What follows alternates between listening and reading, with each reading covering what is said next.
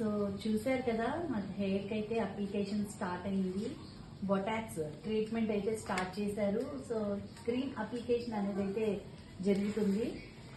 So మనం keratin ఎలా treatment చేసుకుంటామో ఇది కూడా ఒక స్టైల్ అన్నమాట.